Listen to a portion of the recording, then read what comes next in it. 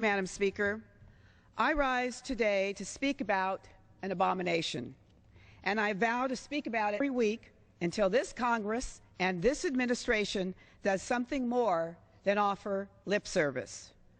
Read my lips. The military must end rape in this country, and those who commit such crimes must be brought to justice. The fact that women in the military are being raped and our government is turning a blind eye is disturbing enough.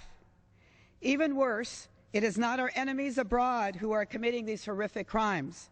It's American soldiers abusing many of our own, often with nothing more than a slap on the wrist and sometimes with an unbelievable promotion.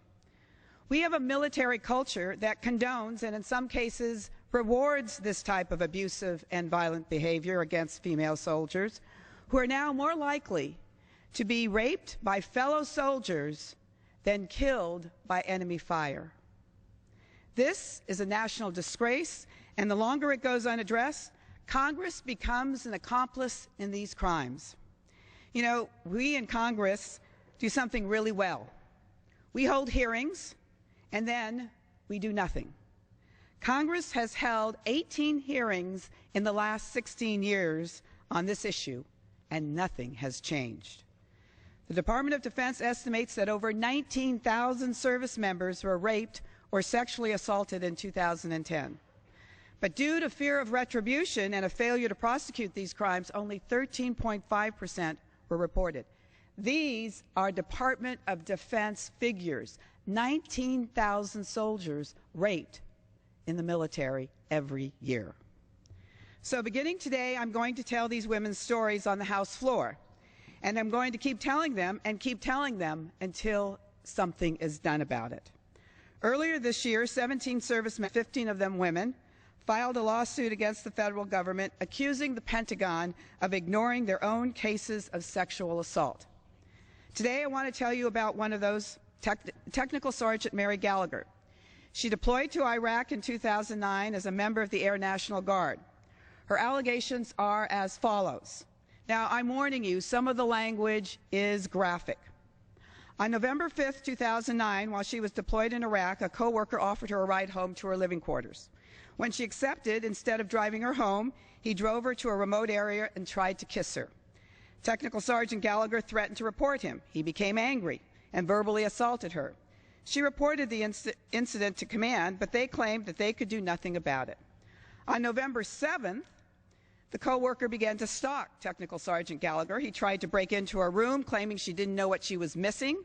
He telephoned her repeatedly. She again reported her co-worker's threatening behavior to command, but was advised that they could do nothing because it was a he said, she said situation. 5 days later, on November 12th, the co-worker sexually assaulted her in the restroom. He pushed her up against the left side of the wall, took his right hand and pulled her pants and underwear down, and then used his hand to rub her vagina.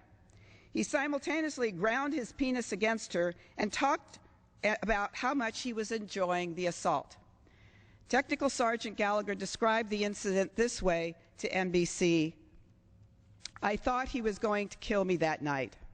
I felt completely isolated and alone, and really scared.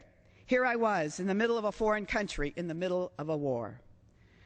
Sergeant Gallagher did not report the violent assault immediately because command had advised her that nothing could be done after she had reported the co-worker's threatening behavior before.